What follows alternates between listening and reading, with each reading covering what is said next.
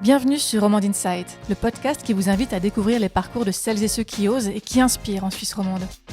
On parle de business, de cheminement professionnel et d'équilibre de vie avec des personnalités qui façonnent notre région. Nous, c'est l'équipe de Qual Insight, un institut d'études de marché basé à Lausanne. On vous propose un moment dynamique, sincère et toujours proche des réalités du terrain. Alors installez-vous confortablement et bienvenue dans Romande Insight. Christophe, bonjour. Bonjour. Bon, je suis super contente de t'avoir aujourd'hui comme invité dans notre podcast. Je t'avoue que quand je t'ai rencontré, c'était il n'y a pas si longtemps que ça. À vrai dire, c'était il y a quelques mois. Je me suis pointée, c'est la première fois, à justement 42 Lausanne pour une conférence dans le domaine des sales par Éric Bertin. Je ne sais pas si tu t'en souviens. Tout à fait, oui. Et c'était sur justement comment, en tant qu'informaticien, informaticienne, développeur, enfin quelqu'un dans l'IT, qui sont étudiants chez vous ou qui viennent d'être fraîchement diplômés, peuvent justement se lancer dans la création d'un business et aussi développer les soft skills et le côté plus commercial. Et donc, je suis arrivée là parce que j'ai un side project à côté dans l'IT, justement, avec mon conjoint, qui lui est développeur, et moi, je suis plutôt le côté marketing. Et c'est comme ça qu'on a fait connaissance. Donc, je ne te connaissais pas. Et j'ai eu droit au moment pizza à la fin de la rencontre. Et j'ai trouvé que c'était vraiment d'une convivialité assez extraordinaire. Je me suis sentie, je te jure, comme à la maison, hyper accueillie alors que j'y étais donc jamais allée. Je me suis sentie bien. Et j'ai eu des échanges intéressants avec plein de profils de gens différents. Il y avait des étudiants, mais pas que. Et j'ai trouvé que cette qualité de l'accueil et de l'event était vraiment assez remarquable et ça m'a donné envie déjà d'y faire un event à l'occasion si ça se présentait. Et puis on a eu aussi un bref échange que j'ai trouvé super enrichissant, qui m'avait apporté en plus des infos sur le projet sur lequel je travaillais à ce moment-là, sur l'intelligence artificielle dans le B2B. Et c'est pour cette raison-là que je suis très heureuse de t'avoir aujourd'hui dans mon podcast pour qu'on puisse poursuivre nos échanges et qu'on puisse aussi un peu plus faire connaissance. Donc, bienvenue à toi, Christophe. Merci pour l'invitation. Je te propose à toi, peut-être, Christophe, de te présenter en quelques mots pour les gens qui ne te connaissent pas encore. En quelques mots, je suis quelqu'un qui vient du coin, qui a construit une carrière dans l'entrepreneuriat en laissant tomber ses études à l'EPFL et en créant une start-up. On est à la fin des années 90, donc au tout début du web, dans ce domaine-là. La start-up a fait faillite. J'ai travaillé dans d'autres start-up qui étaient mes concurrentes à ce moment-là, jusqu'en 2001, où après l'explosion de la bulle Internet, je suis allé me réfugier dans le monde de l'informatique bancaire. Grande entreprise, toute la transition vers le e-banking, ensuite les applications mobiles. Il y avait de quoi faire. Il y avait de quoi faire. Et effectivement, on avait à ce moment-là une entreprise assez intelligente pour engager des start-upers, puis de créer des équipes un peu nouvelles qui disruptaient la manière de faire assez ancienne qu'on avait dans les banques. Donc là, j'ai fait 13 ans, mais j'ai fait 13 ans dans 3 entreprises, dans 7 positions différentes. C'est un peu ma marque de fabrique. Moi, je ne fais pas plus que 3 ans à un poste. Ça fait combien de temps que tu es à 42 Lausanne ? 3 ans et demi. Ok. Voilà, on en reparlera. Et effectivement, c'est ça qui me plaît. C'est ça qui me plaît, c'est de bouger, c'est de changer de fonction, pas forcément d'endroit, parce que j'ai fait 13 ans dans le même bâtiment. Suite à ça, j'ai voulu quitter le monde de la banque. Après 13 ans, j'avais eu ma dose. Et je suis allé dans le monde de l'académie. Alors, sachant que je suis prof aussi depuis 20 ans dans l'informatique. Et j'ai eu la chance de pouvoir prendre un challenge à la HESSO dans les équipes du rectorat, donc qui couvre l'ensemble de la Suisse romande, notamment au début comme architecte des systèmes d'information, donc tout ce qui était stratégie de développement du système commun entre les différentes écoles, puis ensuite comme directeur du système d'information. Et c'est là que j'ai rencontré 42 en faisant la veille technologique, pédagogique, qu'est-ce qui arrivait un peu dans le monde. Et honnêtement, la première fois que j'ai découvert cette école un peu particulière dont on parlera, j'ai eu un coup de cœur et je me suis dit ça coche vraiment tous les éléments de ce que moi j'aurais eu envie de pouvoir avoir ici en Suisse romande, la manière dont j'aurais envie que mes collaborateurs et mes collaboratrices se forment. Et après une ou deux réflexions, j'ai fini par quitter mon poste et lancer le projet de l'école 42 à Lausanne. Pourquoi tu aurais eu envie que ce soit comme ça que tes équipes se forment ? Parce qu'on est quand même en Suisse en train de prôner les PFL, la qualité des formations supérieures. Je pense à ça parce qu'on a sorti il n'y a pas longtemps une étude sur justement les filières de formation où on voit que l'apprentissage est quand même malheureusement dévalorisé alors que c'est une des grandes forces de la Suisse. Et puis que les filières des hautes écoles sont aussi moins bien perçues que les filières universitaires qui sont quand même plus théoriques et académiques ou les EPF dans leur vision. Donc qu'est-ce qui t'a donné envie de te dire moi c'est comme ça que j'aurais eu envie que mes équipes se forment. Ça m'interpelle. Alors, je pense qu'il y a 2 aspects. D'abord, c'est comme ça que je me suis formé moi. Donc, je pense qu'il y a aussi quelque chose de très individuel. Donc autodidacte. Parce qu'en fait, j'ai commencé les PFL, mais j'ai arrêté parce que j'étais start-upper. Et puis, à un moment donné, j'ai tout appris. Je veux dire, gérer une entreprise, gérer des projets, faire un peu de technique à gauche, à droite, vendre. Voilà, j'ai dû tout apprendre sur le tas. J'ai eu beaucoup de gens autour de moi. On parle de la fin des années 90 ou 2000 où il n'y avait pas encore informaticien à l'EPFL. On parlait de système de com à ce moment-là. Donc, en fait, on avait des gens qui arrivaient dans les entreprises, ils se formaient sur le tas avec un risque fondamental qu'on ait beaucoup de trous dans la raquette, comme je l'avais moi, et ensuite la possibilité de faire des formations comme les brevets ou les diplômes fédéraux, que moi j'ai eu l'occasion de faire, où on a vraiment, là on remplit les trous. Mais en même temps, on est en emploi, donc c'est un peu différent. Moi, j'aime bien cette valorisation-là, j'aime bien les gens qui font cet effort-là, parce que déjà, la motivation qu'il faut pour le faire est très forte. Et moi, je crois beaucoup aux soft skills, je crois beaucoup aux personnes. Je dirais, le contenu de ce qu'on va apprendre dans une formation A ou B est intéressant, mais pour moi, c'est un terrain de jeu. Ce qui m'intéresse, c'est qu'est-ce qu'on développe comme compétences. Alors, on développe des compétences très intéressantes en apprentissage, en HES, à l'EPFL, on se forme sur le tas. Moi, ce que j'aime, c'est la variété. Il faut un peu de tout pour faire un monde. Et les profils très universitaires ne sont pas toujours les plus pratiques dans des entreprises, mais il en faut pour concevoir des systèmes. Donc voilà, moi, c'est vraiment cette mixité. Et lorsque j'ai découvert l'école 42, c'était la pièce qui me manquait dans le puzzle. C'est vraiment ça qui m'a parlé, c'est de dire, OK, on a les PFL, OK, on a les unis, OK, on a les HES, on a l'apprentissage, mais en fait, on a perdu les techs d'il y a 20 ans. Notamment dans le passage à Bologne des HES. Et aujourd'hui, moi, en tant que manager, et ensuite, je l'ai confirmé sur le marché, les différents patrons avec qui je discute, il nous manque les techniciens. Ceux qui font, qui sont prêts à faire pendant 10-20 ans, à apprendre et à aimer faire ça avec beaucoup de motivation. Et c'est ça que j'ai voulu ramener, en fait, en Suisse romande. Ok. Alors peut-être pour les personnes qui ne connaissent pas le concept d'école 42, c'est une école privée, mais qui est gratuite. Donc elle est financée par des sponsors, par des entreprises qui ont des besoins en informaticiens ou pas. On en reparlera un peu par rapport au profil aussi de vos mécènes. C'est une école qui est ouverte à tous et toutes. Et ce qui m'a frappée, c'est que dans un des derniers posts d'ailleurs que tu avais relayé, il y a même une dame d'une 40aine d'années donc, qui est sortie de 42 Lausanne en réinsertion, en tout cas en reconversion. Et le fait de pouvoir s'intégrer dans des équipes hyper mixtes en termes d'âge, de génération, de parcours, de vie ou d'études, je trouve ça assez intéressant aussi. Donc c'est un concept qui est assez disruptif quand même dans la manière de fonctionner, puisque aussi, il n'y a pas de prof. On peut venir donc quand on veut, on peut y travailler le soir, la nuit, on peut avoir un emploi à côté et quand même faire l'école 42, en tout cas dans sa vision, dans son application, dans son concept.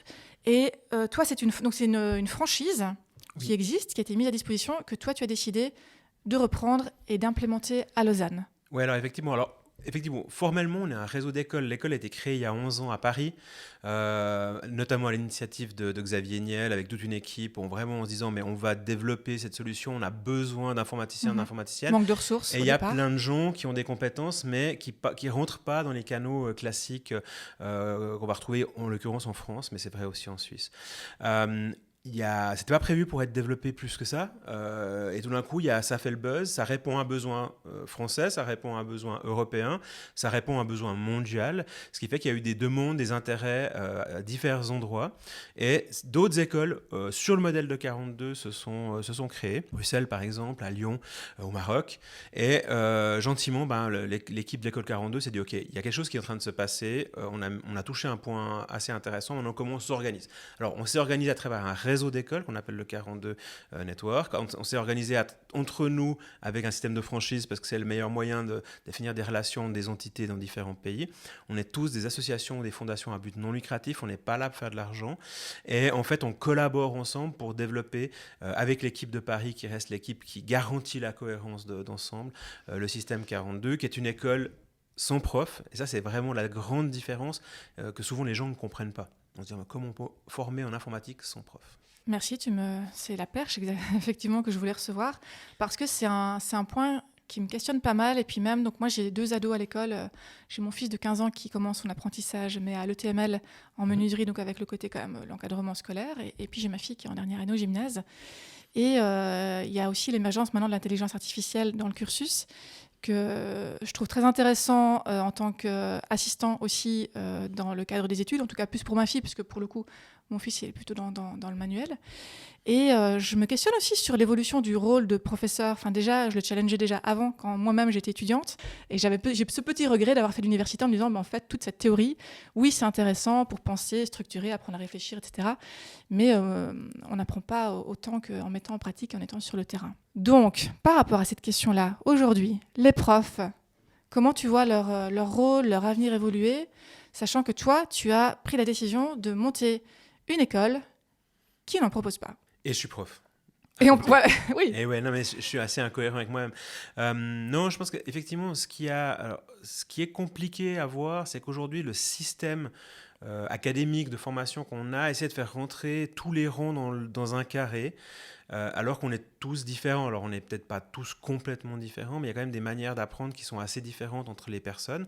On a de la chance en Suisse d'avoir déjà le choix entre la formation professionnelle et la formation, je dirais, plutôt académique, universitaire, ce qui est déjà vraiment un choix, par exemple, qu'on n'a pas en France, ou très très peu en France dans ce contexte-là.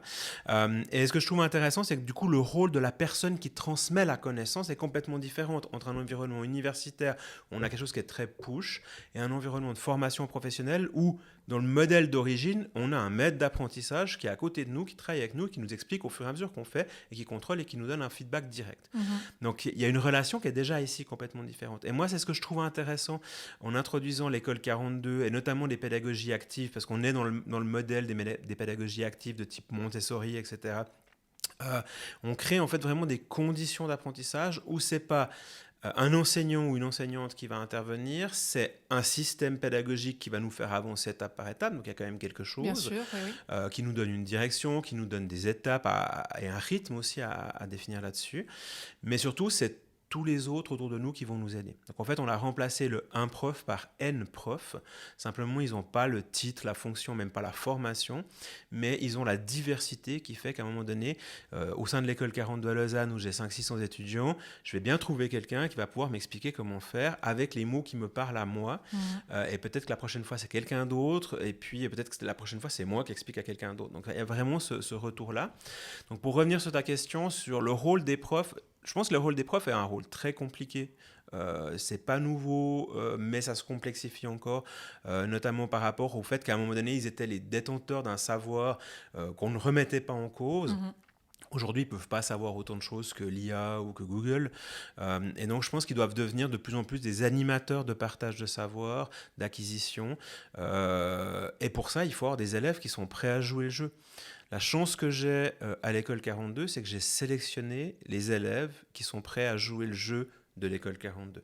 C'est quelque chose qu'on a de la peine à mettre en place, bien évidemment, dans le monde du public, où on fait rentrer tous les élèves dans le même moule. Alors après, il y a les niveaux, il y a les sélections, on va dire peut-être de matières, mais en fait, fondamentalement, on se retrouve, je vois en HES, on se retrouve avec des élèves qui ont des niveaux de motivation, de connaissances qui sont très différents les uns des autres dans la même classe, à essayer d'apprendre la même chose. Et donc, ça veut dire que dans la sélection, il y a à la fois vous testez la motivation.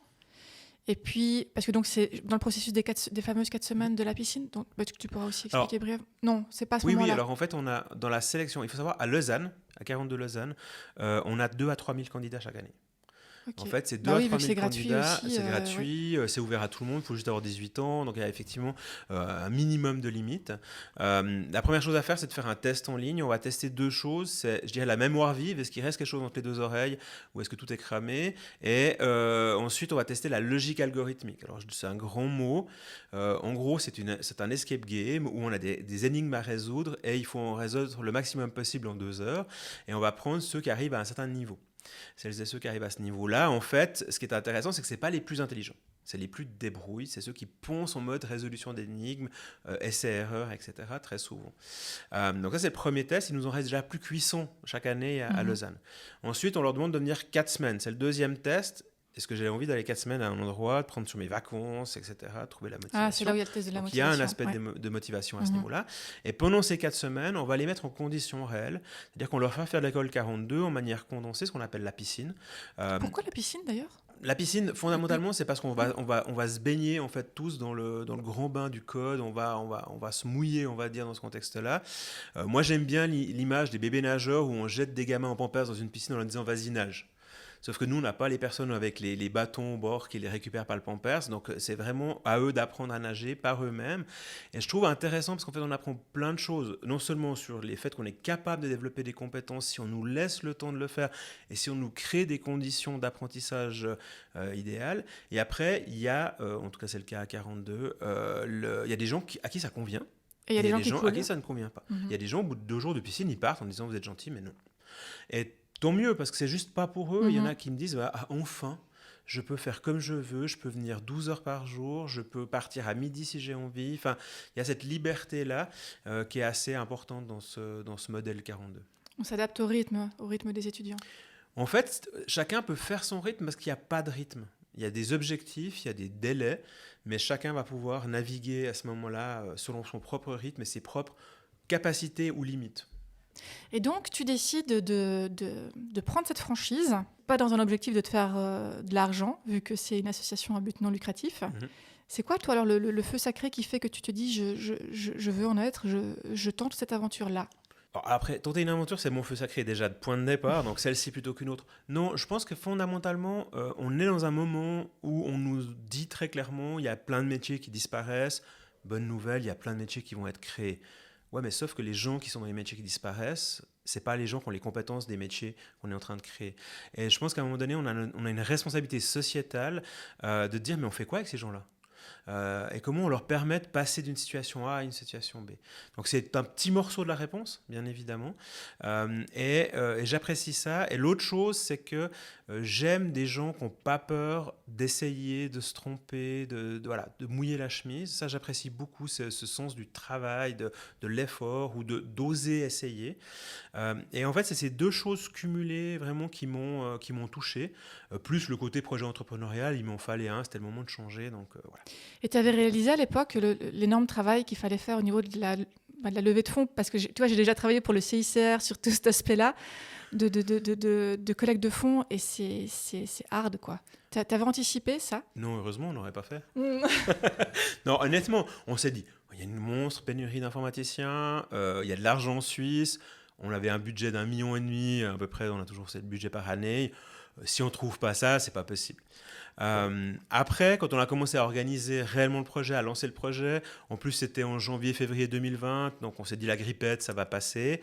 Quand on a lancé la recherche de fonds, on l'a arrêté une semaine après, en gros, hein, pour faire simple. Là, on s'est dit, OK, ça va être plus compliqué que prévu. Alors, fondamentalement, parce qu'on s'est dit, il y a le Covid. Et là, du coup, on s'est équipé, on s'est organisé. J'ai une équipe autour de moi de cofondateurs avec qui, parce que moi, je suis informaticien, je suis prof d'informatique, donc une école d'informatique, ça pouvait être qu'une bonne idée. Donc, je l'ai quand même testé auprès de 2-3 personnes qui m'ont toutes dit, c'est génial, on vient, on t'aide. Donc, on a créé à 4 cette association. D'accord. Et en fait, c'est là où on s'est dit, OK, maintenant, il faut mettre en place des démarches. Et c'est là que j'ai découvert qu'un truc que je croyais vraiment pas savoir faire, c'est-à-dire vendre, c'est-à-dire aller taper aux portes, proposer, expliquer. Quand c'est un projet auquel on croit, pour lequel on est convaincu, pour lequel on se dit, mais en fait, ça fait du bien à la planète, aux gens, donc c'est pas grave si je me fais... je peux pas louper, en fait. Je me dis, il faut vraiment que j'essaye tout ce qui est possible et imaginable. Et donc, j'ai appris beaucoup de choses. Et honnêtement, et on le disait avec Serge Raymond, qui est le président de l'association, si on avait su, on l'aurait pas fait. Mais maintenant qu'on a fait, c'est ça qui est notre force aussi. Et c'est pas fini. C'est-à-dire on pensait qu'on allait lever des fonds puis que ça allait être bon pour 5 ans. En fait, chaque année, on se bat pour trouver des fonds complémentaires, pour renouveler les partenariats, pour un budget d'1,5 million, pour former 500 étudiants en informatique, ce qui est ridicule en termes de budget par rapport au coût habituel. Alors, c'est vrai que c'est un point qui m'avait aussi... C'était aussi un point d'étonnement chez moi, où je me suis dit, on est quand même dans un des pays les plus riches du monde. Il y a une énorme pénurie de ces talents. Il y a beaucoup d'entreprises qui ont des besoins et toutes ne jouent pas le jeu non plus. Pourquoi ? C'est quoi les freins ? Je pense que c'est des chiards. Franchement, je le dis comme je le pense. La plupart des entreprises, ça les arrange en fait. On n'est pas obligé de se lever et puis d'avancer. Et puis, ça demande de l'énergie de résoudre les problèmes. Et je crois aujourd'hui qu'il y a vraiment des entreprises qui se différencient de plein de manières que ce soit. Je ne dis pas que les partenaires de l'école 42 sont les seuls. Il y a des gens qui investissent sur l'apprentissage, il y a des gens qui investissent sur plein d'autres modèles. Et tant mieux, et il faut le faire. Et je trouve vraiment qu'il y a ce côté un peu, ouais, mais bon, ça fait 20 ans ans qu'on a une pénurie d'informaticiens. Ouais, ça fait 50 ans qu'on nous disait qu'il y aurait un papy boom. On est là en train de se regarder en disant, oh, il y a une pénurie d'infirmiers, d'informaticiens, on va faire comment? On aurait peut-être pu préparer un tout petit peu. On ne sent pas le danger parce qu'en fait, il est là et en même temps, il est loin. Mais le danger, c'est la montée en puissance des États-Unis, ça c'est facile, ils sont, paraît-il, nos alliés, et de la Chine, qui aujourd'hui forment en masse dans l'informatique, et c'est juste le déclin européen dans l'économie mondiale. Et là, on est en Suisse, on a ce côté on attend que ça arrive, et la bonne nouvelle, c'est qu'on est le pays le plus innovant du monde. La bonne nouvelle, c'est qu'on a le plus grand nombre de brevets, donc on se dit ça va tout régler.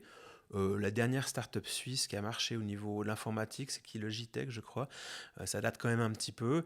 Donc, on n'est quand même pas super bien placé. Et moi, j'ai ce discours-là auprès des entrepreneurs. Vous voulez vraiment résoudre cette pénurie ou adresser ça? Non. Alors, ok, continuez, mais vous plaignez pas. Et il y a beaucoup d'externalisation aussi, faut le dire, de plus en plus. Mais oui, parce qu'en fait, on se dit, on n'y arrive pas, donc on va le faire à Barcelone, on va le faire au Mexique, on va le faire par une autre entreprise dont c'est le métier. Ça marchait bien il y a 20 ans quand c'était les commodities. Maintenant que c'est le cœur de métier qui est digitalisé, ça commence à revenir. Et puis on doit réapprendre à faire de l'informatique. On a tout essayé. On a mutualisé les services informatiques des banques. On a vendu à Swisscom. On a commencé à se dire on réinternalise. Moi j'ai participé à ce modèle-là. Mais aujourd'hui, on réalise que l'informatique, elle est partout. Le digital, c'est les produits qu'on vend, c'est les manières de vendre. Et donc, fondamentalement, les entreprises doivent se réapproprier ça. On refait de la R&D en Suisse et plus dans des pays où c'est moins cher parce qu'on a une autre valeur ajoutée. Et donc, les premiers, si je ne me trompe pas, tu avais Infomaniac qui ont très vite joué le jeu. Il y avait Coca aussi, je pense, dans les Alors, le premier, c'était Swisscom. Okay. C'est super important parce que le numéro 1 informatique en Suisse est, pour la plupart des grandes boîtes, c'est sérieux s'il y a Swisscom derrière. Avec Open Web Technology, qui est en fait une filiale de Swisscom. Ensuite, on a eu la Romande Énergie pour montrer un domaine totalement différent. Aussi ouais, dès le début. Mm-hmm. Et c'était intéressant parce qu'on se dit, mais que vient faire un acteur de l'énergie? Il y avait clairement un côté corporate social responsibility, vraiment je veux aider, il y a un objectif zéro carbone, voilà, il y a vraiment ces éléments-là. Mais le buzz, ça a été Coca et Infomaniac. Parce qu'effectivement, le fait qu'on arrive à réunir des marques disruptives, romandes et françaises dans le cadre de 42 sur ce marché, c'est là qu'on a vraiment commencé à faire parler de nous dans la plupart des médias. Et on est vraiment, je dirais, sur ces valeurs de casser les codes, que ce soit chez Coca, chez Infomaniac ou chez nous. Après, tu vois, on est dans des cultures quand même d'entreprises très différentes. Si on compare, ne serait-ce que ces quatre-là, Romande Énergie, Swisscom, Coca, Infomaniac. On pourrait prendre la BCV, puisqu'on est sur Vaud, donc je vais prendre la BCV pour le côté ultra local. Vos stagiaires, ils vont faire des immersions en entreprise à un moment donné. Oui. Ça fait partie de la formation. Effectivement. Ils doivent eux-mêmes trouver, ils peuvent postuler dans les emplois qui sont proposés, j'imagine, via votre banque de jobs disponible avec vos partenaires notamment, ou ils peuvent essayer de démarcher des entreprises et trouver eux-mêmes un poste, je suppose. Oui. Comment ça se passe si on pense à justement ce côté match un peu de culture d'entreprise? Donc vous privilégiez l'autonomie, la prise d'initiative, toute cette valeur derrière, cette manière d'apprendre. Comment ça se passe par rapport à l'attractivité de certaines entreprises ou la non-attractivité de certaines entreprises pour qu'il y ait un match en fait entre les profils de stagiaires et puis les entreprises? Tu sais, moi je travaille beaucoup sur la marque employeur aussi. Et j'étais curieuse de te poser cette question-là parce qu'il y a des manières de faire différentes aussi selon que tu es en mode start-up ou dans une entreprise mieux établie comme Swisscom ou Romande Énergie pour pas les citer. Comment ça se passe un petit peu les ressentis de vos stagiaires et puis leur retour d'expérience et les challenges que ça peut poser? C'est intéressant de voir les différences et toute la difficulté pour nos étudiants qui font 1 année, 2 ans de formation de base avant de rentrer en stage dans les entreprises de découvrir le monde des entreprises, de savoir ce qu'ils veulent. Et donc, du coup, pour nos partenaires, de savoir comment se positionner. Je prends des exemples concrets. Swisscom, pour mes étudiants, ils vendaient des smartphones. Quand on leur a dit que c'était le numéro 1 de l'informatique en Suisse, ils ont dit c'est Swisscom. Quand Swisscom est venu faire un workshop sur notamment le DevOps, ils ont dit c'est génial, je vais aller bosser chez Swisscom. Donc effectivement, il y a d'abord cette rencontre entre les entreprises, parce qu'en fait, on ne sait pas ce que c'est les entreprises. Un autre exemple, tu parlais de la BCV, qui est un de nos partenaires aussi. J'avais très peu d'étudiants qui étaient motivés à aller travailler dans le grand capital, parce que pour eux, c'est le mal absolu. Moi, je suis un ancien de la BCV. On a travaillé avec la BCV. Je leur ai dit, écoutez, j'ai fait une séance mythes et légendes de la banque. Donc, ils étaient tous persuadés qu'il fallait mettre une cravate pour aller bosser en informatique à la BCV. C'est pas vrai. Donc, effectivement, il y a des a priori comme ça. Donc, déjà, il y a ce côté de découvrir. Et c'est le gros travail qu'on fait avec nos partenaires, que ce soit des petits partenaires comme Tipeee ou Protocol qui a 10 collaborateurs, 17 collaborateurs, qui viennent voir, qui viennent rencontrer les étudiants, échanger, qui viennent des fois les inviter chez eux. Donc, il y a vraiment ce côté de découverte. Après, ce qui est intéressant, c'est que parmi nos étudiants, on a une énorme diversité. On a des gens entre 18 et 59 ans. 80% de mes étudiants ont déjà travaillé, donc ils savent bien ce que c'est le monde du travail. La plupart, il y en a qui sont très bien dans des petits environnements très dynamiques comme des startups. Il y en a qui me disent, mais surtout pas, moi je veux un horaire fixe parce que ça m'aide et j'ai une vie de famille à côté. Ouais, donc ils ont déjà une certaine maturité aussi dans leurs besoins. Ils peuvent se projeter. Et ça, c'est important parce que justement, l'idée pour nous, c'est vraiment d'avoir cette diversité aussi des partenaires, mais la diversité des propositions d'emploi. Et il y a des étudiants, je leur dis souvent, faites attention à votre stage, votre premier stage. Dans 60% des cas, ils vont rester dans l'entreprise plusieurs années, directement après le stage. Donc, choisissez bien. Ça va certainement être votre premier emploi dans l'informatique. Et donc, voilà. Donc, on essaie vraiment de travailler sur les valeurs. Moi, je crois beaucoup au fait qu'on rejoint une entreprise parce qu'on partage des valeurs, des intérêts, des manières de faire. Et que derrière l'image qu'on peut avoir, je reprends l'exemple d'une banque ou même de la Romande Énergie, qui est une grande entreprise, mais en fait les équipes digitales sont très agiles et ils ont des fonctionnements qui ne sont pas forcément les mêmes que les autres équipes au sein de ces entités. Tout à fait, mais donc il faut le faire savoir aussi. Ouais. Et nous, c'est ce qu'on a constaté puisqu'on a fait cette étude auprès des 17-24 en Suisse romande, donc des 17-24 ans, sur l'attractivité aussi des employeurs des secteurs d'activité. Et on s'est rendu compte qu'il y avait un manque d'intérêt, typiquement aussi dans le banking, parce que tu mets l'image au global du milieu bancaire sans forcément savoir qu'il peut y avoir des nuances en fonction du secteur d'activité, du département dans lequel tu as envie d'aller travailler. Est-ce que tu as l'impression que c'est justement un facteur que tu peux valoriser quand tu parles d'immersion avec vos stagiaires dans les entreprises pour essayer aussi de faire un peu émulation, de casser un petit peu cette image qu'on peut avoir de dinosaures pour certaines structures et pour en fait passer par l'expérience de pouvoir ensuite faire rayonner un changement de comment ça se passe avec le bouche à oreille. Est-ce que c'est aussi quelque chose qui fait sens quand tu vas faire tes discours pour renouveler, moderniser et faire écho aux besoins des jeunes générations pour attirer des jeunes talents dans ces entreprises moins attractives ? Alors, effectivement, c'est une question souvent que les entreprises ont. Comment attirer ?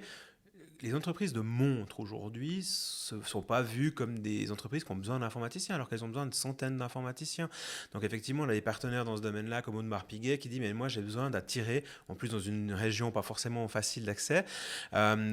Et dès qu'on découvre ce qu'il y a derrière ces entreprises, les valeurs qu'elles portent, comment elles travaillent sur leurs employés, etc., c'est vraiment attractif à ce niveau-là. De la même manière, je travaille aussi avec les entreprises pour leur dire « mais quand je discutais par exemple avec la BCE, ils me disaient « pourquoi ils ne me connaissent pas ? Pourquoi ils ne savent pas qu'il y a de l'informatique dans une banque ? Ils devraient mieux se renseigner. » Je dis « non. Là, c'est ton vision à toi qui passe tous tes jours de toutes les semaines dans la banque. » Mais les gens, ils s'en foutent. Eux, ils utilisent le e-banking. Pourtant, ils voient bien qu'il y a de l'informatique, mais ils ne pensent pas que c'est vous qui le développez. Donc, il y a vraiment cette vision-là assez particulière. Vous avez des events ? Vous organisez des events ensemble ? Oui, on fait beaucoup d'events avec les partenaires pour qu'ils se présentent de manière formelle, informelle. On essaie vraiment plein de formats. Visite des endroits comme, par exemple, le data center d'Infomaniac, etc. De donner envie. Il faut donner envie de venir travailler chez une entreprise A ou B. Ça, c'est vraiment un conseil que je donne. On parle beaucoup de marque employeur, mais donner envie. Donner envie de venir chez clairement. Tu sais, nous, dans les résultats de ce sondage, on voit qu'en top priorité, les jeunes, ce qu'ils veulent, c'est avoir une idée de concrètement comment ça se passe sur place. Et c'est pas avec une petite vidéo, tu vois, une petite vidéo de témoignages de gens qui travaillent là. Non, ils veulent vraiment voir, en fait, entre du matin au soir, que fait la personne, tu vois, dans le job que je peux occuper. Donc, c'est d'être hyper pragmatique, donc concrètement, à quoi ça va ressembler. Et en fait, à part de l'immersion, à part avoir une journée ou, enfin, tu vois, c'est super compliqué de pouvoir l'exprimer. C'est difficile. Et puis, effectivement, alors nous, on fait un événement qui marche super bien qui s'appelle Pitch My Job, où en fait, on a des juniors en informatique de nos partenaires qui viennent en 5 minutes pitcher leur job. Ils sont une dizaine de différentes entreprises, du coup. Et après, c'est 1 heure de questions-réponses qui se finit par la traditionnelle pizza, d'ailleurs, dont tu parlais tout à l'heure. Donc, on ne la fait pas que pour cet événement-là, bien évidemment. Mais ce qui est intéressant, c'est de créer l'envie. Ensuite, c'est de rencontrer les entreprises, les équipes.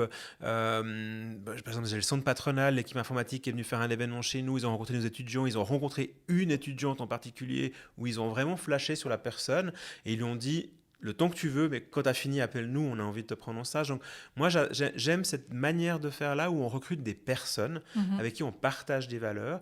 Ces personnes, elles savent apprendre, les technologies, elles les auront, l'expérience, elles vont la construire.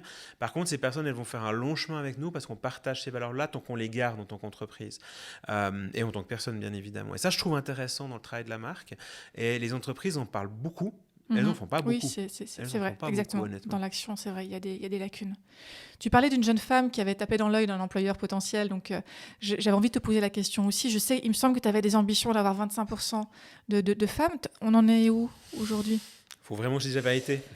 Attends, bon. je dirais 14. Non, je suis déçu parce qu'on était redescendu à 17% là, début de l'été. On était à peu près à 19-20%. On est redescendu un peu parce que beaucoup de femmes aussi, au moment où elles ont pris leur job, ont décidé d'arrêter l'école ou les hommes ont décidé de continuer un petit peu plus longtemps. Là, on a une nouvelle volée qui va démarrer le 1er octobre où je devrais de nouveau avoir 20% de femmes, donc ça va rééquilibrer. Donc l'objectif des 25-30%, qui est un objectif intermédiaire, mon objectif c'est 50%. Par contre, il faut déjà monter et c'est vraiment là-dessus qu'on travaille en termes de communication. Et pour ça, c'est assez simple. Il me faut 50% de candidates, j'aurai 50% d'étudiantes. Donc, toute notre stratégie de communication est orientée vers les femmes. Oui, vous êtes assez actifs, parce qu'en fait, simplement, c'est elles qu'on doit convaincre de venir. Les hommes viennent tout seuls. J'ai un super exemple là-dessus. Quand on fait une campagne orientée sur les femmes disent à leurs copains et il y a une école d'informatique. Quand on fait une campagne non orientée, les hommes n'y pensent pas de dire à leurs copines qu'il y a une école d'informatique. Tu disais aussi, lors de nos échanges précédents, et puis je pense aussi que de par ton parcours, c'est quelque chose que tu as vécu et donc que tu peux prôner, c'est que tu as institutionnalisé, ou je ne sais plus comment tu le disais, mais la culture de l'échec. Est-ce que tu peux m'en dire un peu plus ? Parce que je trouve que malgré tout en Suisse, alors peut-être plus dans l'IT, tu me diras, on est plus dans ce côté agile, d'itération, c'est peut-être plus en lien avec le secteur d'activité, mais je trouve qu'on n'est pas encore si ouvert que ça. En tout cas, moi, dans ce que je peux observer au travers des mandats qui nous sont confiés dans les entreprises, on n'est pas si ouvert que ça à la culture de l'échec. Il y a cette vision, l'expérimentation aussi qui fait que tu es convaincu que c'est ça qu'il faut faire et que ça fonctionne. Comment tu instaures ça aujourd'hui à 42 Lausanne ? Et comment aussi tu peux essayer de transmettre, enfin je ne sais même pas s'il n'y a peut-être pas un rôle, tu me diras, transmettre aussi cette vision-là dans les entreprises qui vont accueillir ces jeunes ou moins jeunes d'ailleurs. C'est intéressant parce que la première réaction, ça m'a fait penser à une visite qu'on a eue de Nouria Gorité, donc en charge du numérique dans le canton de Vaud. Et quand on a parlé de la politique de l'échec, elle a dit en tout cas, dans le canton de Vaud, en informatique, on n'a pas le droit d'échouer. Alors ça, c'est un exemple typique. C'est dommage parce que c'est pour ça qu'on cache des projets et puis que pour finir, on a des centaines de millions de pertes. Alors, je ne dis pas que c'est le cas dans le canton de Vaud, mais cette politique il ne faut pas dire qu'on échoue. En fait, c'est une politique où on va s'enfermer dans son échec plutôt que de changer rapidement. Toutes les méthodes agiles prônent l'apprentissage rapide par le feedback et donc la correction de l'échec avant d'arriver à un énorme échec. Donc, on s'entend quand on dit échec, on pense à une situation catastrophique. Là, l'idée, c'est plutôt de dire très rapidement, on va faire des petits échecs sur lesquels on va apprendre et avec lesquels on va grandir. Je reviens sur un exemple très simple. Quand on était petit, quand on a appris à faire du vélo, on ne nous a pas fait un cours théorique sur l'équilibre sur un vélo. On nous a fait aller sur un vélo, on nous a aidés et on est tombé plusieurs fois et on a appris. Et tout d'un coup, on sait faire du vélo et on est capable de l'expliquer à nos enfants. Après, il faut quand même passer pour le permis de conduire, il faut quand même passer le théorique pour avoir les bases. Ouais, mais il y a aussi pas mal d'échecs. C'est une autre manière. Mais de nouveau, je reprends l'exemple du théorique. Aujourd'hui, on fait quoi ? On télécharge une application à 25 balles et on fait des essais d'examen jusqu'à ce qu'on arrive à 80%. Donc, c'est exactement notre manière d'apprendre. On apprend par l'échec, sauf qu'on n'a pas le droit de le dire. Et aujourd'hui, nous, on accepte qu'en fait, on n'apprend que quand on échoue. Parce que quand je réponds à une question, si je réponds juste, c'est que je le savais, donc j'ai rien appris. Par contre, si je réponds faux, j'apprends quelque chose. Et donc, en fait, toute la théorie du jeu vidéo, on le voit très bien. Les gamins, ils lisent pas le mode d'emploi du jeu vidéo. vidéo. Ils prennent le jeu, ils essayent, et quand ils loupent, ils recommencent jusqu'à apprendre de leurs erreurs.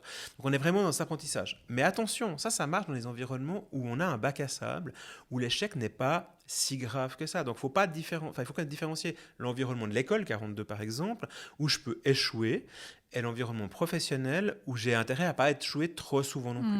Donc il faut faire cette différence. Ce qui est intéressant, et pour revenir à ta question, c'est qu'en fait chez nous on instille vraiment cette expérience de l'échec. Lorsqu'on fait la piscine, le premier vendredi, il y a un examen de 4 heures, pardon. Et en fait à cet examen-là, 80% des gens vont faire 0. Et il y en a, ils ne reviennent même pas. Mais je dis, on est dans un environnement, l'informatique, où on fait des projets régulièrement, où on sait qu'on va échouer. 70% des projets n'atteignent pas les objectifs de coût, délai et scope. C'est marrant, hein, c'est quand même une certaine quantité. Si aujourd'hui, à chaque fois qu'on a un échec, on part en burn-out, autant pas faire d'informatique. Je veux dire, c'est quand même un élément. Et en fait, ce qui est intéressant, c'est qu'à travers ça, on adresse notamment des gens qui deviennent résilients à l'échec pour en avoir vécu un certain nombre. Alors moi, je suis un exemple, j'ai fait faillite, j'ai fait un burn-out. Ce sont des éléments qui m'ont tiré une force énorme et dont je parle ouvertement parce que je considère que c'est grâce à ça que je ne referai plus faillite ou je ne referai plus de burn-out.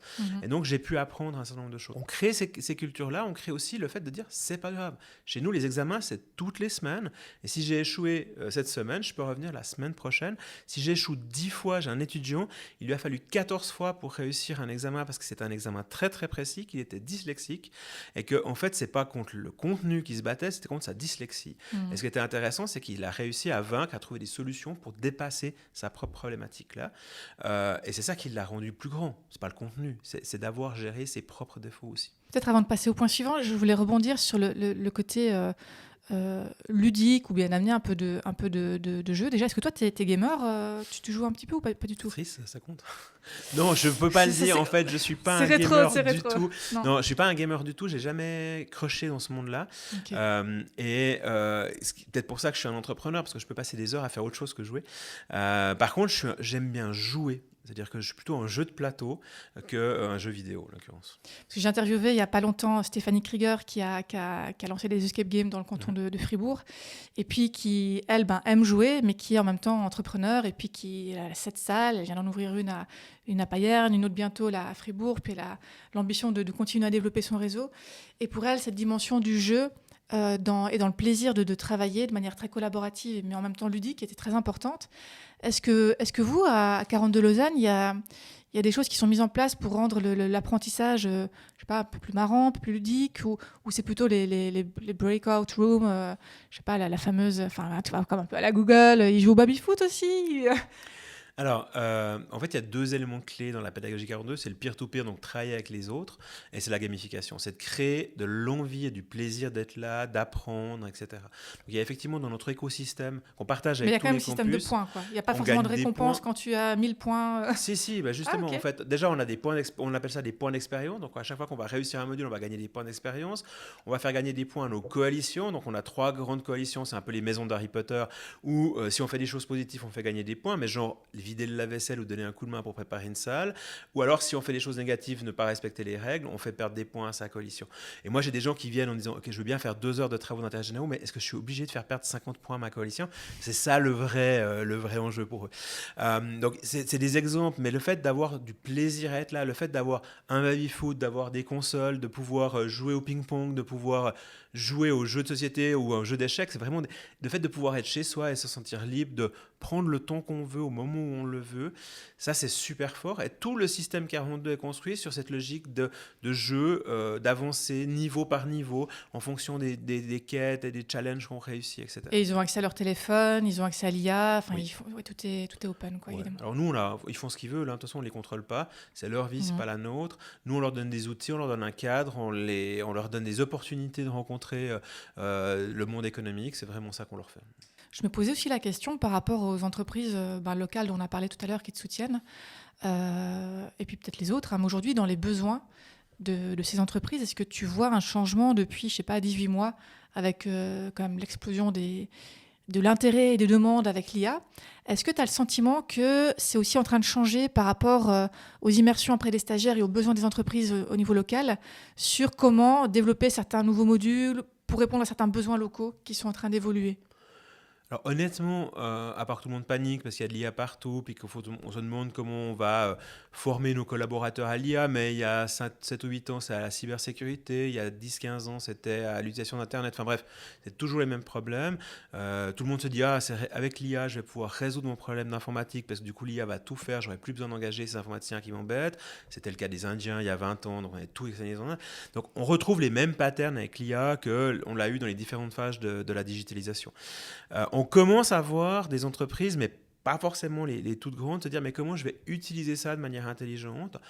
Soit il y a déjà une culture digitale très bien implantée, puis en fait on rajoute une opportunité à un outil, soit les entreprises sont en train de se dire oula, il va falloir que je rattrape mon retard pour voir comment je peux rattraper et puis intégrer ça en route.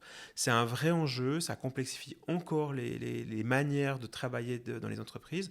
Ce qu'on voit apparaître par contre très clairement, ce sont des grands gaps entre ceux qui utilisent l'IA en entreprise et ceux qui ne l'utilisent pas.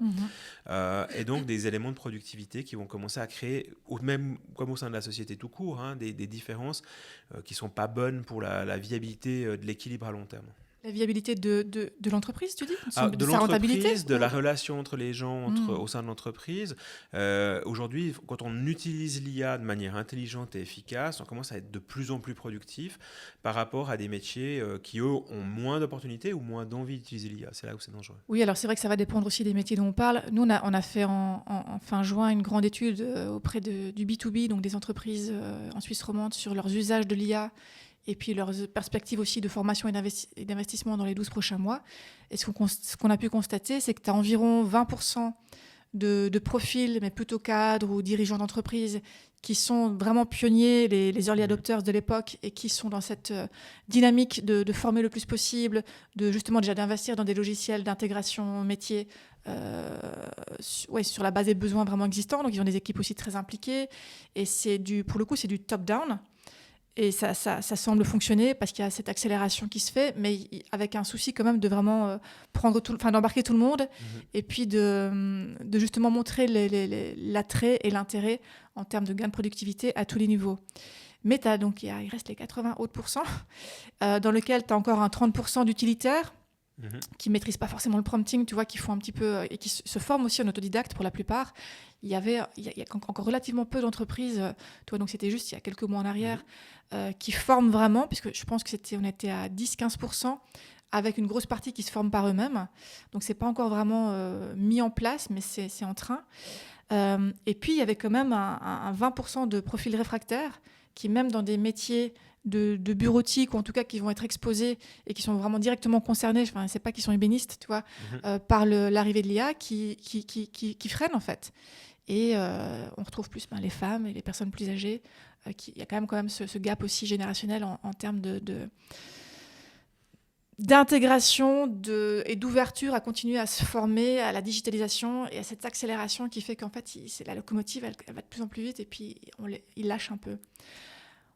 On a pu constater dans les retours qualitatifs que l'enjeu n'était pas vraiment d'aller essayer de convaincre ces réfractaires finalement et de leur dire « mais si, venez, c'est super », mais vraiment d'essayer de consolider avec les profils pionniers et puis les utilitaires, d'y trouver des ambassadeurs qui vont, comme tu le disais, par l'entraide, la solidarité et puis des choses qui seront mises en place dans les entreprises, montrer que ça peut faire émulation par petits groupes pour montrer vraiment le bénéfice concret. Et je me souviens, quand on avait justement la discussion, quand on s'était rencontrés, tu m'avais dit que la meilleure façon de pouvoir montrer vraiment le bénéfice de ce que c'est l'IA et de l'avantage que ça peut être pour n'importe quel niveau, c'était de passer une demi-journée assis à côté de la personne. Mais que concrètement, financièrement, il n'y a aucune entreprise qui va pouvoir se permettre de l'implémenter de cette manière-là parce que ça représente des coûts énormes. Et je te pose la question suivante. Je ne sais pas s'il y a une réponse parce que nous, on a eu plusieurs cas de figure. Donc, comme je te disais, au niveau de la formation avec le top-down et puis l'inverse avec des gens qui font émerger des besoins métiers, donc qui viennent plutôt de l'informatique ou des RH ou du marketing et puis qui essaient de faire remonter le besoin en disant voilà, on aimerait bien avoir des facilités et utiliser l'IA dans le cadre de notre fonction, comment est-ce qu'on peut faire? Et il y a encore des entreprises, dernier exemple, qui ont voulu essayer de former tout le monde, avec un peu comme le test de l'application du permis de conduire, avec des tests en ligne, des formations remote, où tu n'as pas un être humain en plus qui est là. Et il y a eu beaucoup de tricheries, ça n'a pas du tout fonctionné, parce que les gens, ils ont juste fait next, et puis à la fin, pour avoir la validation de la formation. est-ce que toi, tu aurais une manière de conseiller la meilleure façon de justement pouvoir implémenter dans un programme de formation d'une entreprise les bénéfices, la perception des bénéfices et de la valeur que peut apporter l'IA, et de déjà se dire sur la base de l'existant, je pense à ChatGPT vu que c'est quand même 95% ce qui est utilisé par la majorité, voilà les gains de productivité qui peuvent être apportés sur la base de votre quotidien à vous, madame, monsieur, jeune homme, jeune femme. Alors effectivement, on a eu l'occasion avec un partenaire de travailler sur cette question-là avec les mêmes enjeux que ceux que tu as décrits. Ma vision personnellement, c'est de travailler vraiment sur l'expérience humaine. Beaucoup d'entreprises, on connaît les Google, etc., qui laissent une journée par semaine où on peut faire d'autres projets. Dans cette logique-là, moi j'étais chez IBM, on faisait des grandes jams une fois par année où on pouvait justement collaborer. L'expérience que je trouve intéressante, notamment dans des grandes entreprises, c'est de créer des moments d'échange entre les métiers et l'informatique avec une journée de temps en temps. Alors ça peut être tous les trimestres, toutes les années, tous les semestres, c'est égal, où on se dit, OK, pendant cette journée, on la dédie à voir qu'est-ce qu'on peut optimiser sur l'IA, avec l'IA, de quoi on a besoin pour faire ça. Pourquoi je parle de ça? C'est parce que l'autre enjeu de l'IA dans l'entreprise, c'est de l'intégrer dans le système d'information en termes de sécurité, de confidentialité, de stabilité, de traçabilité aussi. Il y a plein d'enjeux à ce niveau-là. Et on a régulièrement eu, je ne parle pas des fichiers Excel par exemple, qui font le shadow IT dans toutes les banques. En fait, les gens ont fini par faire leur expérience et en se réunissant régulièrement, en fait, on peut partager l'expérience. Les informaticiens peuvent voir de quoi ces gens-là ont besoin pour s'armer face à leurs défis quotidiens. Les acteurs métiers peuvent se dire, OK, alors ça, je peux faire. Donc, en fait, toi, tu peux me fournir ces outils. Ah, mais si je fais ça comme ça, du coup, ça devient beaucoup plus souple, beaucoup plus standard. Ça peut... Et ça, je crois beaucoup. Et en plus, ça fait se rencontrer les gens. Parce que de nouveau, il y a un côté très gamer, etc. On peut mettre des prix à la fin, on peut créer... Mais je pense qu'avec ça, on peut faire créer des expériences positives qui, gentiment, vont faire des ambassadeurs dont tu parlais, des bons cases qui vont montrer aux différents niveaux de l'entreprise que c'est faisable et gagner très vite en productivité pour libérer du temps pour en faire un peu plus. Oui, et c'est vrai que c'est en ayant une expérience positive en fait que tu vas marquer les esprits et que tu vas les onboarder. Alors pour la fin, puis tu vois, ça file sur la fin de notre échange. Je voulais revenir un peu sur toi et ton parcours, Christophe. Tu me disais, ou en tout cas je l'avais vu dans un de tes posts LinkedIn, que tu étais en train de faire un petit bilan pour savoir si tu étais atypique. TDA, HPI, de se dire, voilà, je me suis toujours sentie un peu différent. Moi, je me suis toujours sentie un peu différente aussi. J'ai eu un parcours scolaire spécial. Enfin voilà, c'était pas toujours facile d'être intégrée. Et puis, je me suis beaucoup questionnée aussi dans ce sentiment un peu de me sentir différente, sans forcément avoir une étiquette ou avoir passé des tests. Tu te qualifierais comment par rapport au fait de te sentir atypique? Comment tu arrives à identifier en fait les gens qui sont comme toi, mais tu sais, comment tu arrives à voir, je pense à la constitution là, d'une équipe, à voir les gens qui vont fitter avec ta personnalité? Parce que moi, si je me dis, alors Esther, voilà, tu vas rejoindre 42 Lausanne et en gros, ton boss, il a le TDA, il est HPI, il est hyperactif et en gros, je ne sais pas si j'y vais, quoi. Mais c'est intéressant parce qu'en fait, c'est une question que j'ai pas la réponse, hein, mais effectivement, ce que je peux partager, c'est que je sois un profil atypique, je le sais, tous les gens autour de moi rigolent quand je dis « Oh, j'ai découvert que j'étais un profil atypique », ils me disent « Manon ou pas, hein, on connaît ». Maintenant, ce que j'ai découvert aussi, c'est que j'ai une manière de penser différente qu'on appelle arborescente. Ça, c'est assez clair et en fait, c'est une manière qui fait que ça ploppe dans tous les sens. C'est souvent ça qui gêne les gens qui ne le sont pas, parce qu'on a tendance à sauter du coq à l'âne, et puis alors que les gens aiment bien fonctionner de manière séquentielle dans 80% des cas.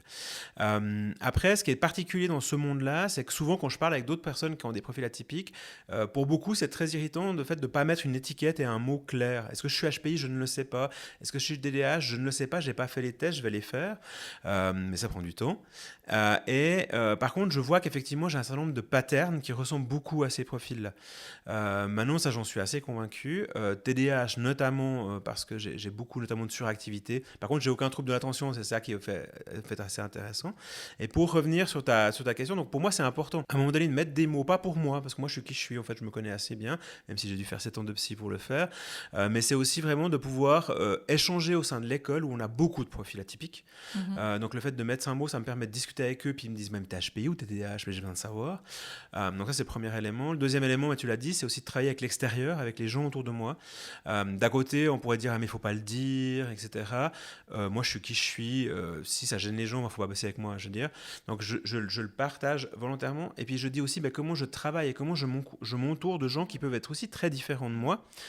Mais en me connaissant, je sais aussi quels sont mes biais. Donc, je dis souvent à mon équipe, attention, si je fais ça, dites-le moi, parce que c'est typiquement un biais que je vais avoir tout d'un coup rajouter 3 priorités sur la liste des choses à faire cette semaine.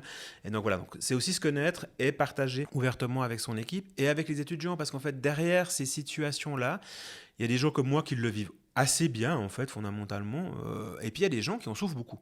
Et moi, j'ai envie d'aider certaines personnes qui en souffrent beaucoup, ne serait-ce que d'ouvrir les yeux. Et donc, du coup, tu disais, en fait, une fois que j'ai compris qui j'étais et quelles étaient les catégories qu'on voyait dans ces profils-là, j'ai pu poser des questions à des gens qui avaient justement des éléments de dysfonctionnement. Et je leur ai dit, mais est-ce que tu as essayé ça? Ah non, j'ai jamais entendu parler, on a discuté. Des gens qui se sont fait tester, qui ont découvert qu'ils étaient TDAH, qui ont découvert qu'ils étaient HPI, voire TSA pour certains, donc troubles du spectre autistique. Et ils me disent, mais enfin, ça fait juste 40 ans que je vis comme ça et maintenant j'ai enfin la compréhension de pourquoi j'ai ces problèmes-là qui sont en fait les conséquences d'un mode de fonctionnement. Parce que ce n'est pas des maladies, ce n'est pas des problèmes en soi, c'est des modes de fonctionnement différents, mais qui peuvent générer, en fonction de la manière dont on les vit, on les applique et dont ils sont acceptés autour de nous, en fait, des problèmes au sein de la Donc, si ce n'est de dire à ton équipe, attention, mettez-moi un warning quand je deviens un peu trop hyperactif et que justement que je rajoute des choses à la to-do, parce que mon équipe se reconnaîtra aussi. Il n'y a pas forcément une sorte de filtre qui se fait par rapport à avec qui tu vas choisir de faire entrer dans ton équipe, parce que tu sais que certains profils, ça ne conviendra juste pas. Alors, honnêtement, je pense qu'on a tendance à s'entourer de gens qui nous ressemblent et il se trouve que dans mon équipe, on est une majorité aussi à être des profils atypiques. Voilà. Et justement, l'erreur, ça serait d'en avoir que des profils atypiques parce qu'on a besoin de plein de profils différents. Mais là, c'est des méthodes de management. Alors, c'est les profils de personnalité, c'est les rôles au sein d'une équipe. Et effectivement, il faut de tout pour faire un monde. Je prône la diversité dans l'école, je la prône auprès de mes partenaires, je la prône au sein de mon équipe. Mais tu as des RH qui font le recrutement pour toi ou... Oh non, moi, je fais tout, moi. Ouais, donc c'est ça. Donc il y a des biais quand même, mais ok. Oui, par contre, j'ai des outils de management que j'ai appris dans 25 ans de management où justement je fais des tests, je demande de faire des tests, je regarde et je me dis je veux pas avoir que les mêmes personnes. Et ça, c'est franchement, il faut qu'on comprenne quand on est une profil. Moi, je suis ultra extraverti. Mais il y a des gens, ça les énerve. Et je le comprends. Surtout dans l'IT, tu as pas mal de profils introvertis aussi. Et il en faut parce que j'ai des gens, et je me rappelle, alors là, c'était à la HESSO, où en fonction de avec qui on discutait, j'envoyais mon collègue et pas moi, parce que lui était plus introverti que moi. Et en fait, ça passait nettement mieux.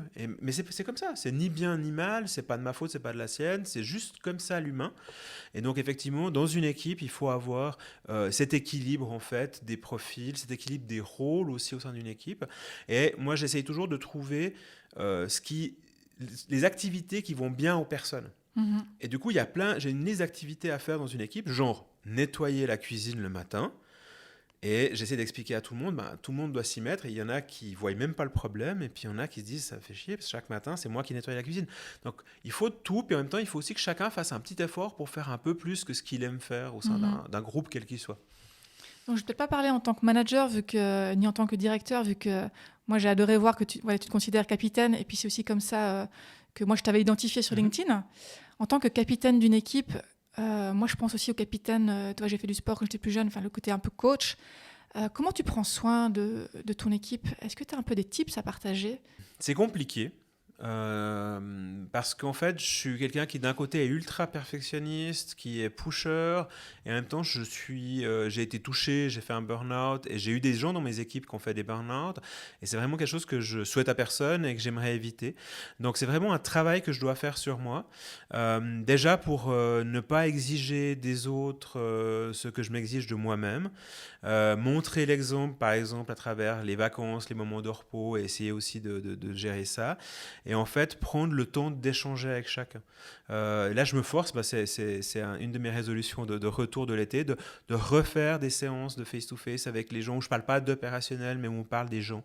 On a besoin de ça et on a toujours trop de boulot. Et en fait, si je veux faire les choses bien, il faut que je fasse plus de management et moins d'opérationnel. Et en fait, pour ça, je délègue beaucoup. Ça, c'est une chose. Mais il faut que je donne les outils aux gens à qui je délègue aussi, notamment la capacité de décision. Et il faut que je leur donne les compétences. Je donne un exemple simple. Moi, je délègue vraiment. Quelqu'un va me dire, il faut acheter un routeur à 10 000 francs. T'es d'accord? Je dis, mais tu veux que je dise quoi? Mais pour les 10 000 francs, je dis, mais tu veux que je dise quoi? Moi, je ne sais pas s'il faut acheter un routeur. Je ne sais pas si c'est celui-là qu'il faut acheter. Tu me dis qu'il coûte 10 000 francs, je te crois. Dans la question, je te dis, mais est-ce qu'on a le choix de faire autrement? Puis après, il me dit, ouais, on pourrait changer le disque dur. Je dis, ça coûte combien? 100 francs. Je dis, mais entre 100 et 10 000, tu comprends que... Et en fait, la personne me dit, en fait, tu as raison. Je vais acheter un nouveau disque dur, je vais engager un consultant pendant 2 jours, ça va nous coûter 3 000 francs ou 2 000 francs, ou je sais pas. Je dis, mais ok. Donc, mais en fait, il avait besoin d'échanger avec moi. Mais en fait, il venait demander une validation pour 10 000 francs. Ça, je trouve intéressant, mais c'est aussi de renforcer les gens dans leur autonomie dans ce contexte-là. Et puis, parler d'eux. Et puis, oser parler. Moi, je ne crois pas à la séparation vie privée, vie professionnelle. Je sais que ça choque parce qu'on parle beaucoup de work-life balance. Alors, attention, je pense qu'il faut avoir du temps privé, du temps professionnel. Et puis, il faut bien créer une frontière entre les deux. Par contre, si je ne vais pas bien au boulot, je n'irai pas bien à la maison et inversement. Donc, moi, je dis souvent aux collaboratrices, aux collaborateurs de mon équipe, quand vous n'allez pas bien, mais dites-le. Comme ça, on le sait. Et puis on comprend que voilà. Et ils arrivent à échanger sur des moments plus émotionnels ou des moments où ils sont plus down ou des moments où ça va pas. Alors oui, ils ont la fenêtre pour le faire, mais est-ce qu'ils le font? Alors, ça dépend des équipes. Mon équipe, il y a une année, avait beaucoup de peine à échanger, maintenant un peu plus facilement. Certains ont plus de facilité à échanger en face à face parce qu'il y a la confiance de le faire. D'autres vont avoir aucun problème à le faire devant tout le monde par choix ou des fois parce que c'est tellement évident que quand je demande le lundi matin en disant ça va, puis qu'il y en a une qui s'effondre en pleurs, on a tous vu que ça allait pas, quoi. Puis à un moment donné, elle a envie d'en parler. Mais c'est pas simple parce qu'il faut créer un environnement bienveillant où on n'a pas l'obligation de le faire, ça c'est important. Par contre, on a la possibilité aussi de dire, voilà, et moi je le fais en premier, ça m'arrive aussi d'arriver vers l'équipe en disant, écoutez là, je sais que je suis stressé, j'ai beaucoup de choses à faire, j'ai 2 semaines de retard dans mes mails, donc si je suis un peu agressif, d'avance je suis désolé, mais dites-moi, parce que j'ai juste besoin d'avoir vos feedbacks, parce que ça va me permettre de me gérer. Et en fait, le fait de montrer qu'on peut être comme ça, qu'on peut aussi dire, je dis écoute, demain je reste dormir, parce que je suis fatigué, là j'en veux plus, donc je reste dormir. Et puis si tu restes dormir, c'est ok aussi pour moi, enfin on s'arrange, quoi. Donc, tu as pu débrancher là pendant l'été? Tu as pu prendre vraiment des semaines off parce que pas de frontières vie privée, vie pro, mais tu as pu débrancher quand même l'été? L'équilibre, c'est de pouvoir prendre ses vacances. Donc, moi, je prends mes vacances. J'ai besoin de ça. Je travaille à 80%. Je ne dis pas que je ne fais pas d'heures sup. Mais je débranche le week-end. Je suis capable de passer une semaine en vacances sans lire mes mails, etc. Cet été, en l'occurrence, j'ai pris qu'une semaine. Parce qu'en l'occurrence, j'avais pas mal de choses à faire au professionnel et que c'est un bon moment pour avancer. C'est un super moment, c'est un petit conseil pour rechercher des fonds parce que les managers ont enfin le temps de lire leurs mails et puis de traiter les trucs qui leur font plaisir. Ça, c'est une info. Et effectivement, du coup, là, j'ai pris plutôt beaucoup de petites périodes de vacances. C'est pas idéal pour moi. Toi, tes enfants sont plus grands aussi. Ouais, alors ils ont 16-18 ans. En fait, partir 3 semaines, ils veulent plus partir 3 semaines avec moi. En fait, c'est complètement différent. Donc, en fait, c'est un peu pour ça que je l'ai fait. Et moi, j'ai besoin de 3 semaines. Mais sauf que 3 semaines à la maison, je vais bosser, quoi. Donc, voilà. Donc, je teste, mais c'est plus à titre personnel. Souvent, je faisais 3 semaines de vacances. On partait au camping. On allait faire autre chose. Et tu sais, parce que j'allais te poser la question, comment tu prends soin de toi? Mais en fait, moi, la première fois que je t'ai vu, je te connaissais pas. C'était ton défi que tu t'es lancé dans la piscine. Ouais. À la Vaudoise Arena. La vraie piscine. Mais franchement, au début, je me suis dit, mais c'est qui ce mec? Non, mais vraiment, ça m'a interpellée. Puis je pense que du coup, vu que je t'ai regardé, l'algo, tu es revenu régulièrement. Et je te voyais chaque semaine, ou parfois 2 fois par semaine, en disant, voilà, j'ai commencé par faire, je sais plus, je vais dire n'importe quoi, mais je sais pas, 1 kilomètre. Ouais. Et puis, au fur et à mesure, la progression, moi, j'ai trouvé ça hyper inspirant. Tu vois, j'ai regardé avec mes enfants le documentaire d'Inoxtag sur son ascension de l'Everest, parce que j'aime le côté, je me lance un défi personnel qui est en plus sportif. Bon, alors il y a tous les paradoxes aussi autour de cet exploit-là en particulier, mais pour le côté sportif, de s'entraîner, se dépasser, de se fixer des objectifs, je trouve ça assez inspirant. Et je savais même pas que tu étais, et je voyais juste capitaine. Je te voyais dans une piscine, et je me dis, et en fait, c'est comme ça que je t'ai découvert. Et en plus, je voudrais juste que tu m'en parles un petit peu, parce que là, je sais qu'il y a les 24 heures de natation de Renan que je connais bien, parce que j'avais une ancienne collègue qui fait partie du comité d'organisation. Et si j'avais été là, parce que je suis pas là, je suis à Paris, mais sinon je serais venue nager, tu vois. Ce sera pour l'année prochaine. Parce que je trouve ça vraiment trop cool. Et je voulais te poser la question suivante. Donc déjà, ce défi-là, il est venu de où? Est-ce qu'il y a un lien avec la piscine? Tu vois, je me suis posé la question pour faire un peu aussi du marketing de soi, mais de manière smart.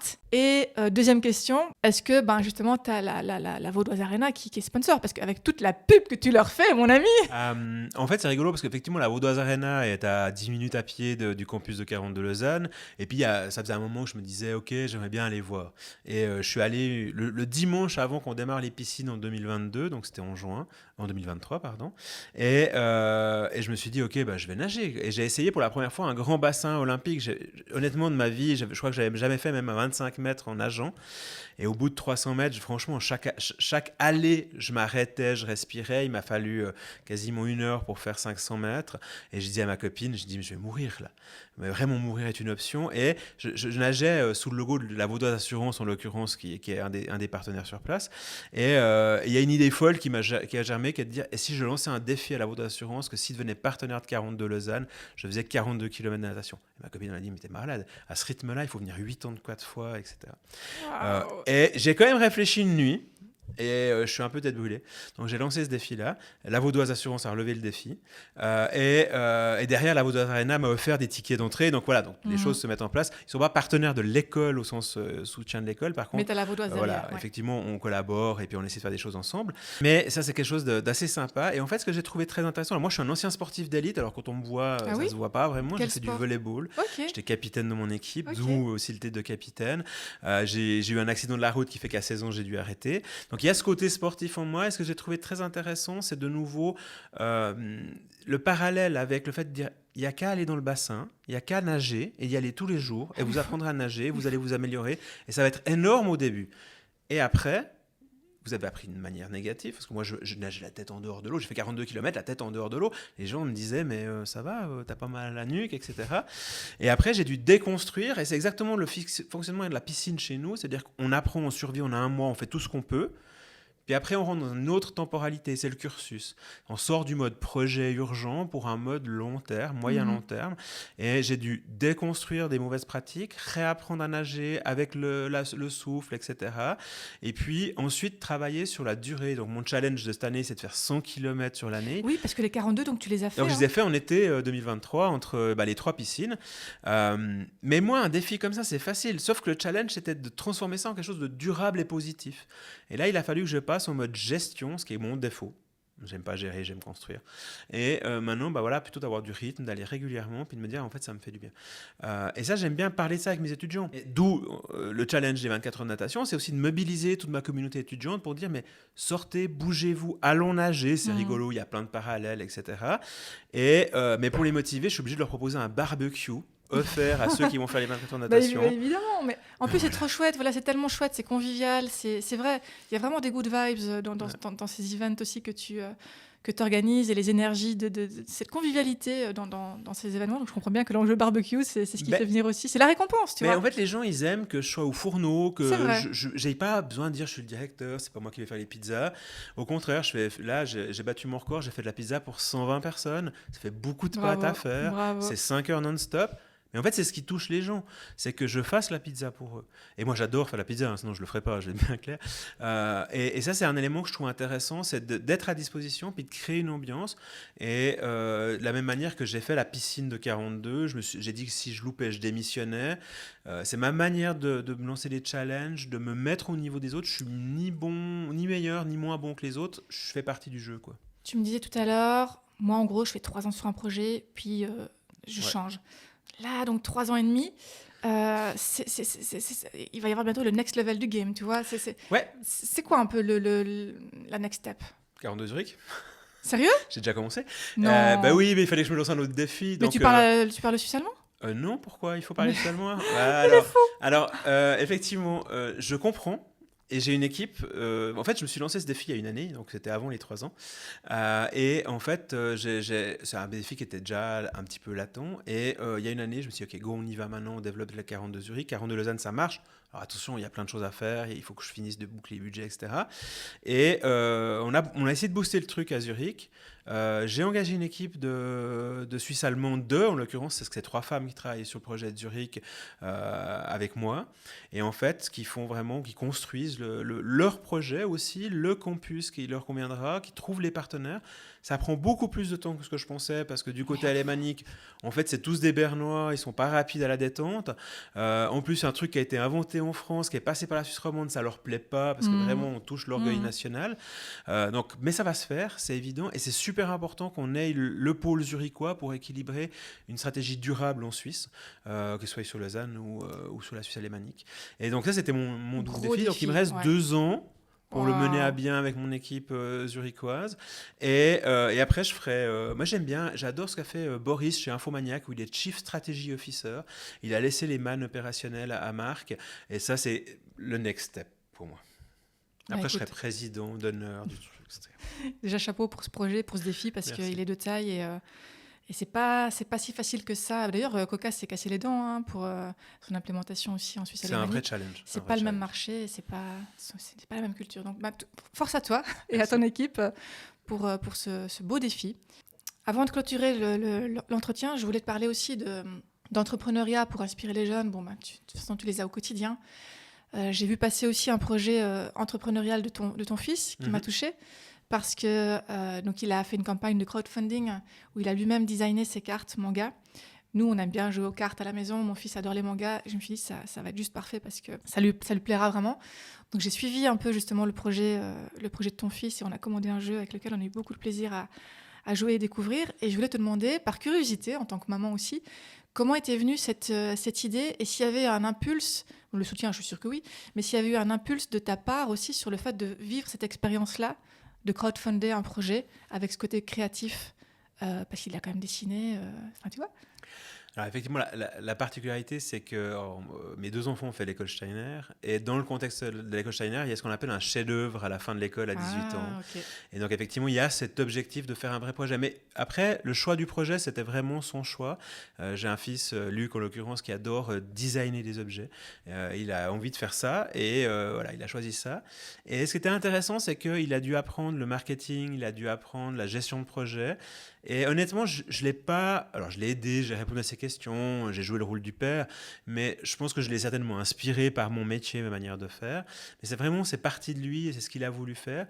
Et l'histoire du crowdfunding, il voulait pas en parler parce qu'il savait pas s'il aurait le temps de le faire. C'était un peu la cerise sur le gâteau. Et je trouvais très intelligent de sa part aussi, et très mature. Et en fait, ce qui était intéressant, c'est qu'il a réussi à faire non seulement designer son jeu de cartes, le faire produire en Chine avec tout le cycle de production, faire le crowdfunding et la promotion. Puis après, il a fait la logistique, parce que là, ce qu'il n'avait pas du tout anticipé, c'est qu'il fallait livrer les jeux de cartes, envoyer par la poste. Et on a eu le petit mot avec et tout. Ouais. Et voilà, donc c'était super drôle, je trouvais, comme expérience. Et moi, je trouve beau quand on peut faire des projets, quels qu'ils soient. Mais en fait, on apprend plein de choses en faisant des projets. Et ça, c'est vraiment, que ce soit à travers le sport, que ce soit à travers plein d'activités. Et moi, je trouvais ça très, très joli de sa part. Et donc, c'est ton fils aîné ? C'est mon fils aîné. Tu as 2 garçons ? J'ai 2 garçons. Et ton cadet, il se dirige vers quoi ? Mon cadet, il a démarré depuis une année un apprentissage de médiamaticien. Donc lui, ce qui lui plaît, c'est la musique. Alors j'en ai un qui est plutôt dans les arts et l'autre plutôt dans la musique. Lui, ce qu'il aimerait faire, c'est ingénieur son, mais par contre, il faut avoir 18 ans pour aller sur les festivals. Donc pour l'instant, à 16 ans, il fait médiamaticien en apprentissage et il apprend plein de choses, vidéo, son, design, etc. Génial, tu lui diras, s'il écoute ce podcast, comment c'était au niveau son, vu que nous sommes qu'au 3e enregistrement, donc on a peut-être encore des progrès à faire à ce niveau-là. Mais en tout cas... super, c'est chouette, je trouve, de pouvoir soutenir aussi ces initiatives entrepreneuriales. Si tu avais un conseil pour clôturer la discussion, un conseil à donner à des jeunes ou moins jeunes, puisqu'on parle aussi de réinsertion, de reconversion, sur le fait de se lancer. Aujourd'hui, pour toi, en 2024, avec tout le contexte qu'on est en train de vivre, qu'est-ce qu'il faut avoir pour oser, pour y aller Il faut croire au fait qu'on a le droit d'essayer et qu'il ne faut pas avoir peur de louper. Par contre, il faut être conscient qu'il faut travailler. Alors, vraiment, c'est ce que je dis à mes enfants. Je dis, les gars, vous n'aurez rien sans rien. Mais essayez.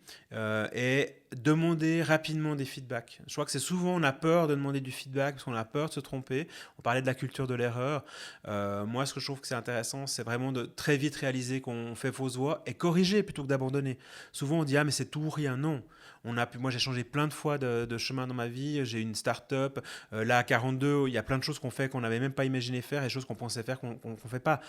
Donc, effectivement, il faut avoir cette culture du feedback et puis juste y aller. Puis se dire, c'est pas grave si j'échoue parce qu'en fait, j'aurais appris tellement de choses que c'est tout ça de gagner. Tu sais que moi aussi, je vise la parité des 50% dans mon podcast. J'aimerais avoir une femme sur deux. Et même si tout le monde m'a dit que je vise une femme sur deux, que j'en aurais une sur trois dans mes invités, est-ce que tu aurais un profil féminin à me suggérer que tu trouves inspirant, dynamique, parce que j'aime avoir des gens dynamiques, même si je me rends compte qu'on a tendance, entre hyperactifs, à parler très vite et à parfois perdre notre audience. Mais est-ce que tu aurais une personne qui te vient là à l'esprit que je pourrais contacter de ta part pour peut-être l'inviter dans le podcast et échanger sur une thématique? Ça peut être évidemment complètement décorrélé de l'IT, de ce que tu fais, mais est-ce que tu as quelqu'un qui te vient à l'esprit là comme ça? J'en ai plein de femmes. Il va falloir en choisir une, Alors, Christophe. je vais t'en donner une locale, c'est Andrea Delanoy, qui est ma mentor dans My Mentor is a Woman, qui s'occupe de modèles. Je la connais. Et franchement, une super personnalité. Je t'aurais encore dit Laura Tokmakov du côté de l'IA. Donc mais voilà. Trop d'IA, parce que j'ai eu Mathieu Cortési et Julien. Donc voilà, vise Mais Andrea, écoute, elle était dans ma liste, donc merveilleux. Et en plus, c'est joli mot de la fin, sur le côté de rôle modèle. Je te referai signe si besoin. Mais c'est vrai que c'est très important d'avoir ces rôles modèles et encore plus pour la féminisation des métiers dits masculins. Donc, un enjeu très important dès le plus jeune âge. Merci beaucoup, Christophe. C'était vraiment un plaisir d'échanger avec toi. J'ai eu beaucoup de plaisir. J'espère que vous aussi, les personnes qui nous écoutaient, que c'était intéressant et stimulant et que ça vous a donné peut-être des pistes, et en tout cas, clairement, un éclairage sur comment ça se passe concrètement dans la vie de Christophe et puis par rapport aux projets actuels et aux projets à venir. N'hésitez pas à nous suivre donc on est sur Apple Podcast et Spotify et aussi en vidéo sur YouTube. En tout cas, très heureuse de ce démarrage de podcast. C'est mon 4e enregistrement et je me réjouis des suivants. Merci beaucoup d'avoir été là. Encore merci à toi, Christophe, et à bientôt. Au revoir.